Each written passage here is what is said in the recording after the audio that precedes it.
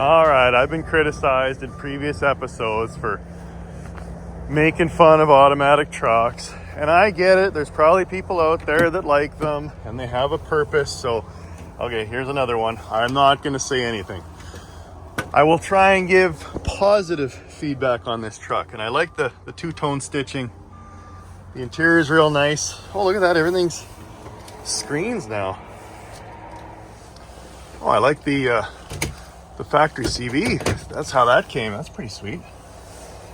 Yeah, again, some people like them. I'm not a fan, but I'm going to stop criticizing them because I know a lot of people still out there still use them.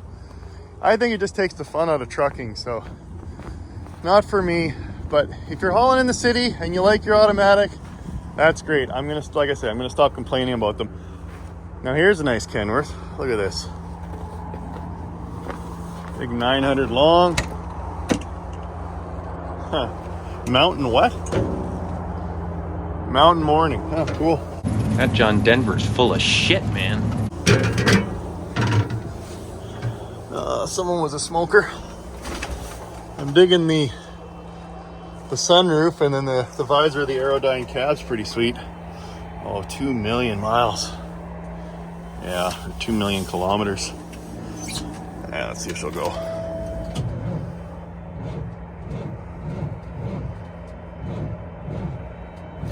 Nope. Unless you're into some intense kinky shit and you never know after tonight, this Mercedes has a dead battery. Good looking Kenny though.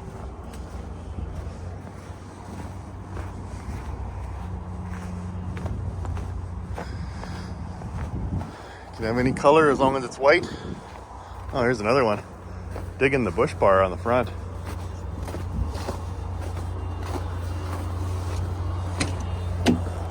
Yeah, same truck, a little newer. Oh.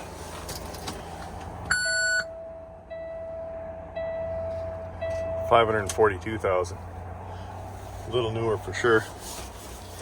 Well, I'm digging the tilt steering. That's pretty cool.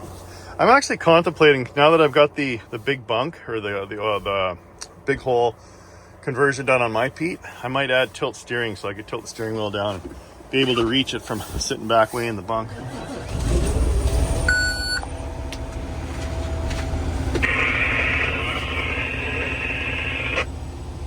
Now this one's a little newer because it's got all the regen and DEF and emission stuff on it.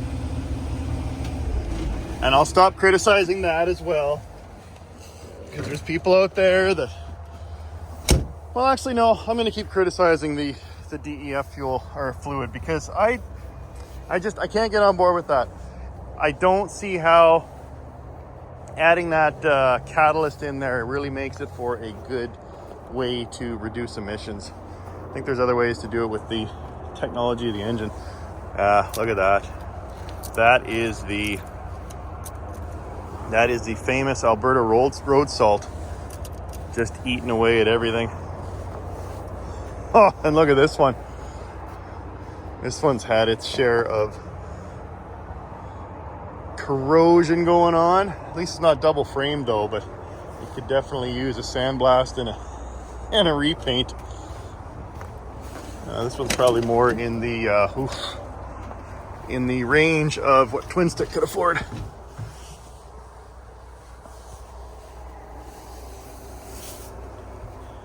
Yeah, she's pretty vintage. Look how worn out the steering wheel is.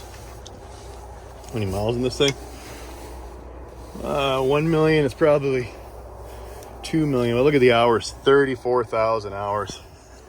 This truck has been around the block. Oh, it's a little short hood too. Oh, cool. Harley Davidson cut into the grill. I was actually thinking, how cool would it be to actually have a new grill insert for LBL with the TwinStick Garage logo kind of cut into the corner. I might look into trying to get something like that done. Look at this, gorgeous Pete. Okay, 389, all pressed out. Got a little graphics on the hood there. You got the big moose bumper all polished up. Oh, that is nice. Certified clean idle. Well, that's good. You don't want to have a dirty idle, do you? Oh, wow. Look at this. It's all only 123,000. It's all a screen. Is it got a battery disconnect? Why isn't it coming alive when I'm turning the key on? Well, I wonder if someone just turned it too far. Oh yeah, there's a disconnect. There we go. That's actually a nice disconnect system. I need something like that.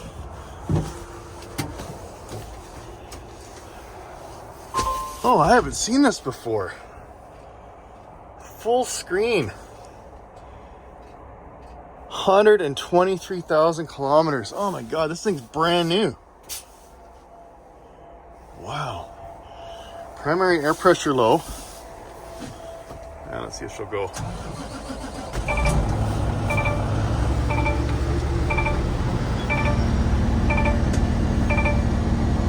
Let compression runner inspect for leaks. It tells you what to do.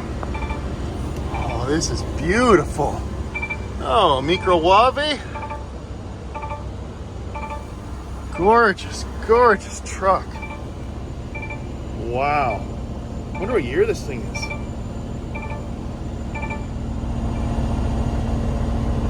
I wonder though how easy this would be to see. I guess you could change the brightness. Because I remember the old Chevy pickups in the 90s with, if you had the sunshine in your eyes, you couldn't see the gauges. But yeah, no, that's really cool. I'm digging that a lot, and I'm actually impressed. Peterbilt's got a nice steering wheel right from the factory. Wow. Oh, red motor, got a nice Cummins in it.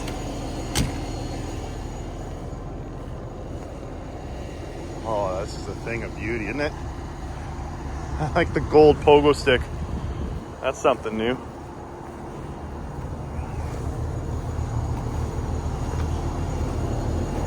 Brand new jewelry. Man, why is this thing at auction? This is gorgeous. Oh, check that out. You'll know what that is. It's a bunk heater, just like the Vivor one that I was put in Snowman a while back. Well, that's interesting. Why is there only grip in the center and it's smooth on the outers? I don't think it's worn. It looks like it's designed to be that. This looks like kind of a winter tire, but I've never seen that before with smooth outers. Now, are the stacks real? Please tell me the stacks are real. Oh yeah, it's got regen, but at least, obviously it has regen, it's got a DEF and all that, it's a new truck, but at least it comes out of that special box that takes all the bad stuff out of the air, and then at least comes into a Y pipe, and they're real pipes. Oh wow. CVIP till 25. Just drive this thing away and put it to work.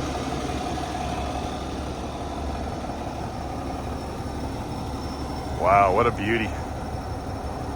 I bet this thing goes for 150 grand at least. Maybe more.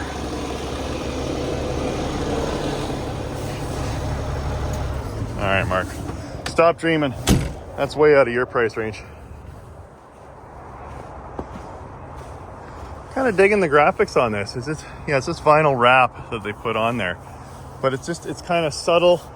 Just some white stripes. Actually, speaking of white stripes, everyone's still asking me what I'm going to do with LVL when I finally get to painting it. And I'm definitely going to go with that nice metallic blue, that sovereign blue. But I'm not sure about the stripes. And then my buddy Blake had a neat idea. He said, what if you actually took all the chrome off and repainted your undercarriage and your rails bright white. So it'd be white underneath, and then it would be blue up above, and then just don't put any stripes in the truck. I'm kind of digging that idea, but it's going to be a lot of work to make that happen. I might go with that. Oh, these are just brand new. I kind of like this. See, at least it's plastic, but they're putting a little bit of effort in. You got your two-tone colors. You got a little bit of a vinyl piece on there, kind of some imitation wood grain. It just gives it a nice feel. It makes it feel like it's a a little more modern and like they care. It's not just some pressed piece of black, flat black plastic. Oh yeah, this must be the same vintage as that bad boy. It's got the touch screen. Actually, I don't know if it's a touch screen. I should check that. Oh, that reminds me. I better go turn off the... Like I always tell my kids, leave things how you found it. There we go. Yeah, I'm digging that a lot. I'm gonna buy one of those. Just curious if this is a touchscreen or not. No, it doesn't appear to be. I like that it even tells you your door's open.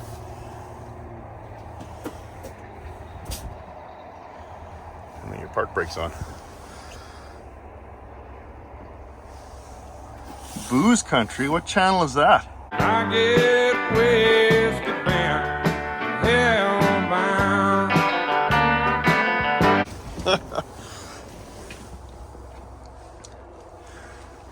Yeah, this is cool. I mean, it's a more aerodynamic model as opposed to the big square hood 389, but at least got an 18 speed in it.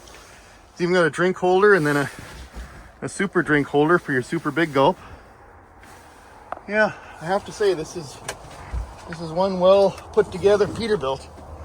Yeah, so this is the model 567 as opposed to the 589 that's supposedly the replacement for the 389. I'm not sure if I can get on board with that.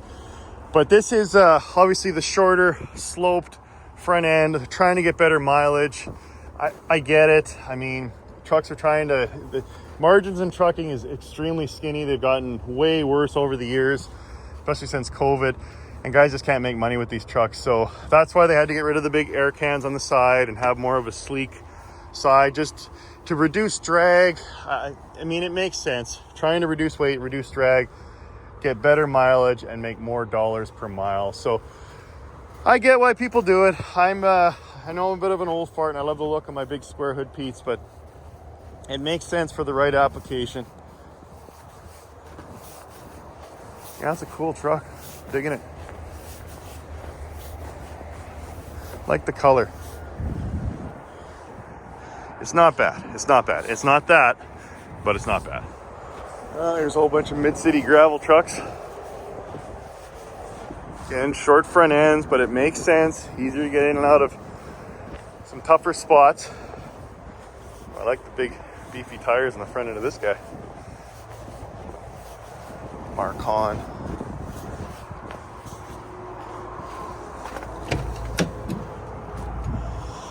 Automatic, but I'm not going to poo-poo on it because Marcon probably did that so they could attract drivers that may not be experienced truck drivers, and they could put a driver in this truck a lot easier than if it had an 18 speed in it. So I'm going to try not to be so critical when I go to auction. There's an old Star. Actually, what I'm really looking for here today is, I heard a rumor that there's a 389X, which is just something that old TwinSticks really wants to check out, because that's going to be the end of the long hood Pete's. Is a 389X. Wow, look how big this bunk is. I don't know if you can get it in the frame, but I mean, look at that. It's the same distance from bumper to the back of the cab. So that is one big bunk. Stratosphere, Starlight Sleeper.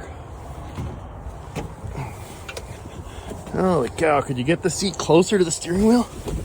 Oh my goodness. Oh, there we go. Oh, okay, Starlight Sleeper. Well, it's stand up. And yeah, I've taken a lot of crap on that as well, is criticizing stand-up bunks. Oh, obviously TwinSticks hasn't spent a lot of time on the road. Yeah, no, I get it. It would be a hell of a lot easier. Put your pants on in the morning, being able to stand up. So that makes sense. I just like the look of a flat top. So if you're having a toy truck, make it a flat top. If you're making a truck that you're going to put to work and spend 300 nights a year in, yes, a big high back bunk would be cool. Oof. I'm not going to say anything mean about it. I wouldn't buy one. Oh, an International Eagle. Ugh. And that door's stiff. Ow. And he's got his little speakers. Back of the bunk there. Yeah. Very beige. Very beige.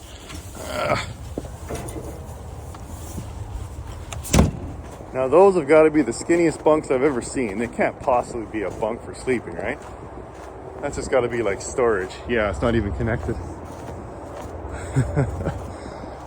That's interesting. What do they got stored in there?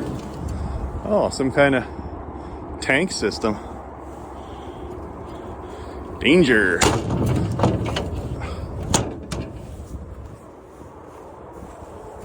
These must have been bought for a specific purpose, and then both of them got sent to auction. CNG. Oh, is this a natural gas powered rig? Is that what all this is? Because where are the fuel tanks? CNG, compressed natural gas. Oh, isn't that cool? So someone must have ordered this, and then I don't know. I guess they just sent them to auction. Didn't want them after all. Defuel port. Fill receptacles. CNG fuel only. That's some kind of fancy press-on connector.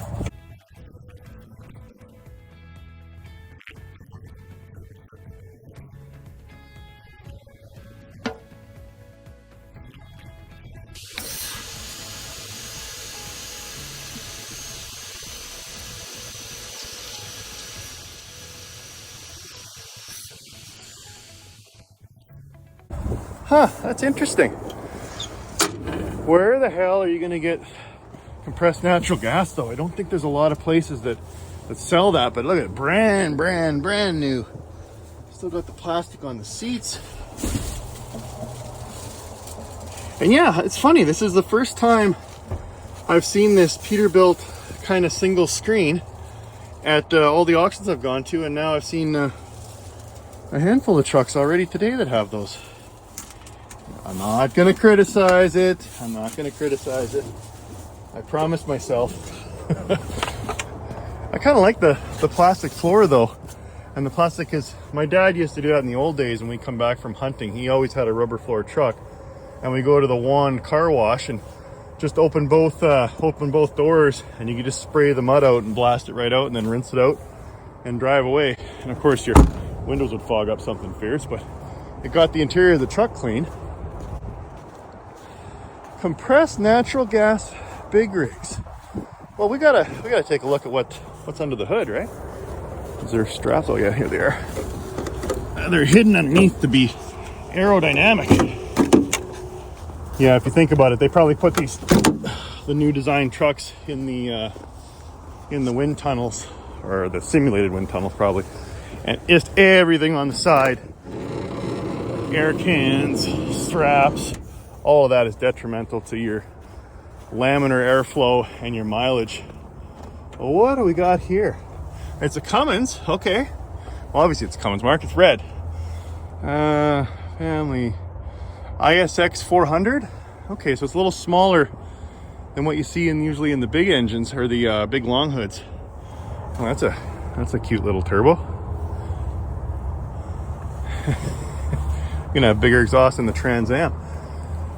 Huh, I don't see where the fuel's coming into this thing.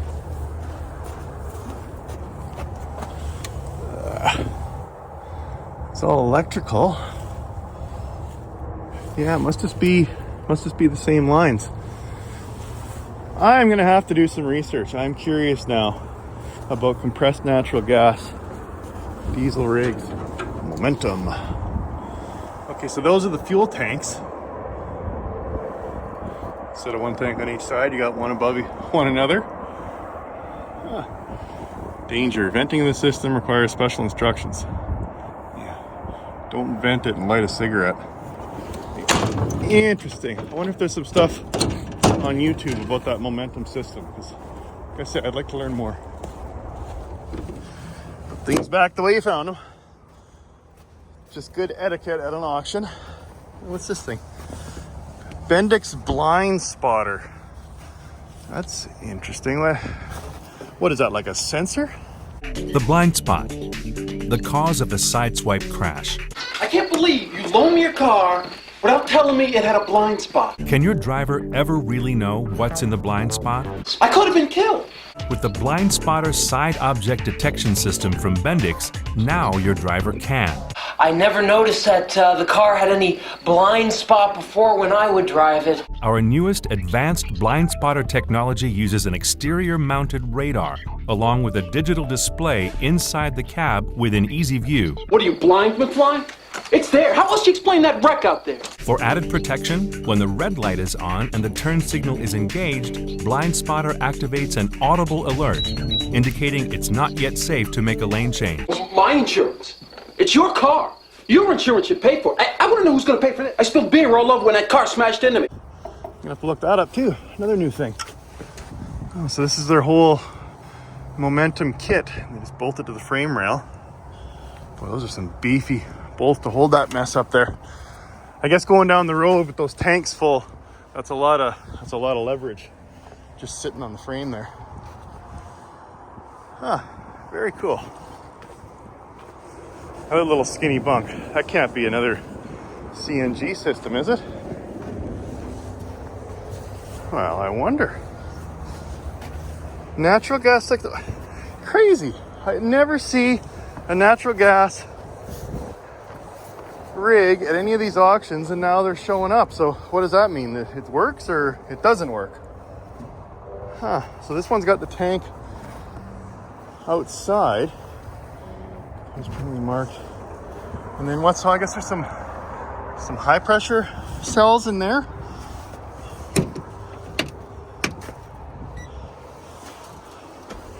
Who wants to hear what a compressed natural gas truck sounds like? All right. Neutral, park brakes on.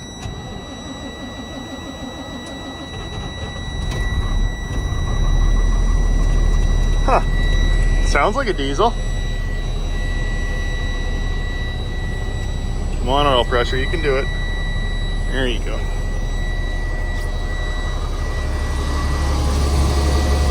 Well, I guess it would have less emissions, wouldn't it? Natural gas combustion in the engine produces almost no particles. This results in only low engine out emissions. Less CO2 is emitted compared with engines running on gasoline. As opposed to stinky 1202. Oh, we got some kind of swirl spinning around in there.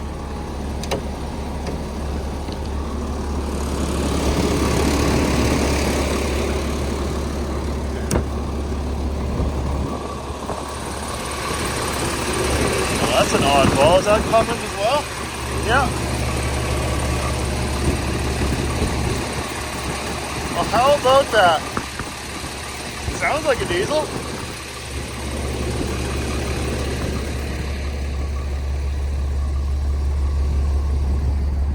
Where's the exhaust? See if it's all smoky and stinky. Oh, well, it's smoky, but that's probably, would that be water vapor?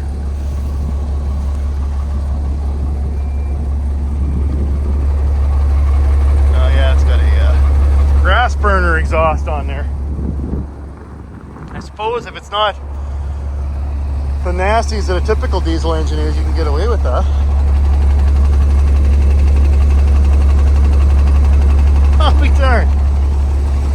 Natural gas trucks. Well, I guess that's going to be the future. Well, some of it. I wonder if, the problem is though, it's just like battery powered vehicles. They're just, you know, the trouble with battery powered vehicles is there's no charging stations. Well, and it takes forever to charge the dumb things. But there's just not a lot of, like, where are you going to fuel this up?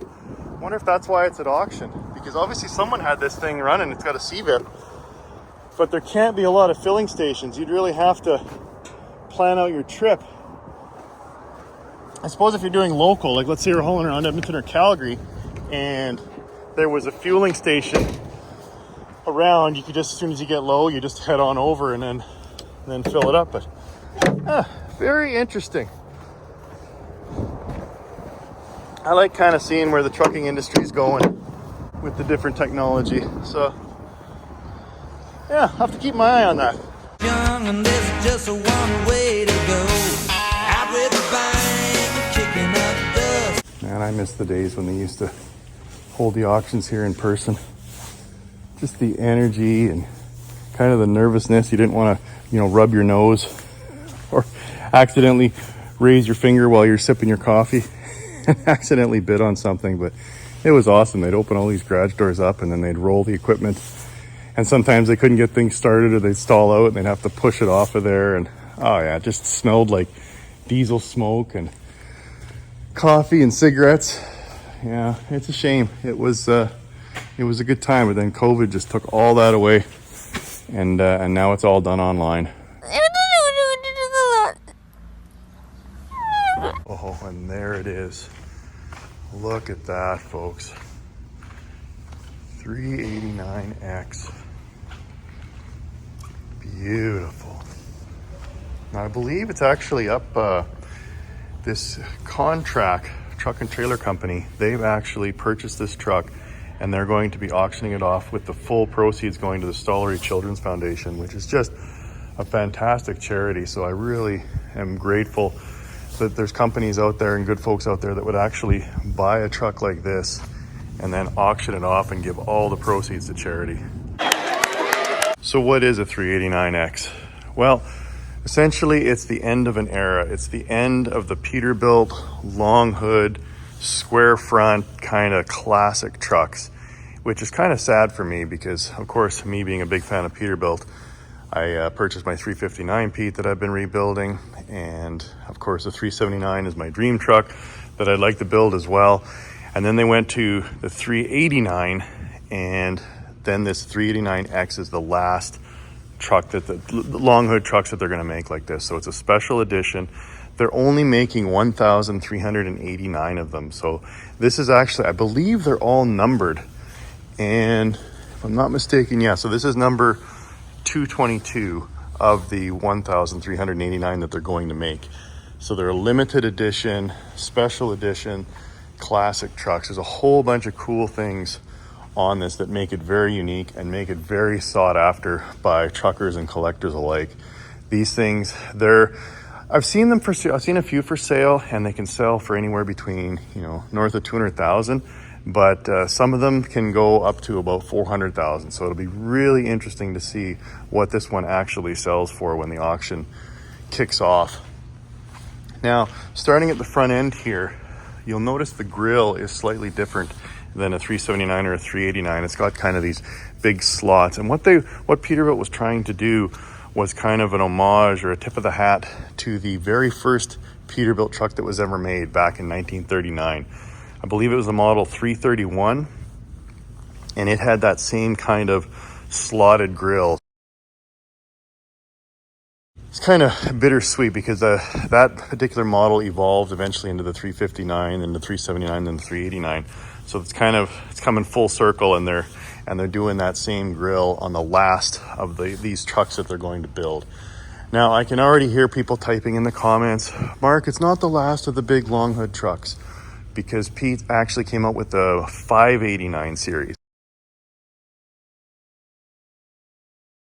But I'm sorry, that is not a long hood Pete. It's a single piece of glass windshield. It doesn't have these long square lines. It's not the same truck. They're evolving away for a variety of reasons. There's emissions limits, there's mileage restrictions. You just can't get good mileage in these big, long, classic trucks. But it's sad to me that they're going away, and I know I'm sounding old now. It's but cold out here, and I'm fresh out of beer. But you're just not going to see these trucks out on the road anymore. I mean, a lot of guys are still restoring 379s and keeping them going. I guess a lot of people would be doing the same with the 389s, but eventually this style of truck, you're just not going to see. You'll see it at truck shows, but you won't see them out on the open road. Anyway, let's get back to the 389 truck itself. So stainless steel fenders, just beautiful. Or is this, no, I wonder if this is aluminum, but made to look like stainless. It's got the a special slot, so that's how you'll be able to identify the 389X with this little insert put in there. I believe they actually have lights, LED lights. You can kind of see them in there. I wonder if I can find the switch and flick those on. So it's kind of cool that Peterbilt realized that guys have been customizing their trucks, and one of the things they like to do is put lights here. You can see a whole bunch of lights there, and then they also put lights in the air cans. So they did that as well. Now that's interesting. They got the antenna integral to the mirror. Now that is a ridiculously big mirror. I bet it's probably got heating and a whole bunch of other stuff in there.